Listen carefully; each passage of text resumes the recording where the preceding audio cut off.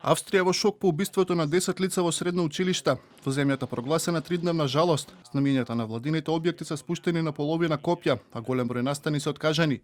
Во престолнината Виена, локалниот транспорт запре на 1 минута, како почит кон загинатите, додека пак жителите на Грац од синоќа се собираат на главниот плоштад, каде што палат цвеќи. 6 девојки и 3 машки беа убиени во масакрот, уште една девојка почина во болница, 7 од загинатите беа ученици. Познавам ученици кои учат во ова школа. Ми кажаа дека некои од нивните пријатели починаа во нападот, а други се повредени. Ова можеше да се случи и во моето училиште. Од Австриското министерство за внатрешни работи велат дека покрај мотивот за нападот непознато останува и дали убиецот случајно или намерно ги избирал жртвите. Повредените биле пронајдени на повеќе локации во училиштето, вклучително едно лице пред зградата.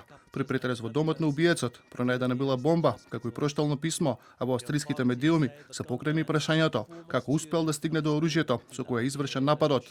Пронајдено е проштално писмо во аналогна и дигитална форма. Во него тој се збогува со своите родители, но од прошталното писмо не може да се заклучи никаков мотив и тоа е прашање за понатамошна истрага. Постои јасна постапка како некој може да набави огнено оружје. Очигледно тој ги исполнил условите, инаку немаше да може легално да го набави оружјето. Убиецот, 21 годишен жител на регионот Штајарска, во школото влегол опремен со пушка и пиштол. Тој бил невработен и го напуштил училиштето без да дипломира. Нападјачот си го одзел животот, веднаш откако го извршил нападот, најсмртоносен во поновата историја на Австрија. Во масакрот загина 11 лица, а уште 12 други завршија со потешки повреди.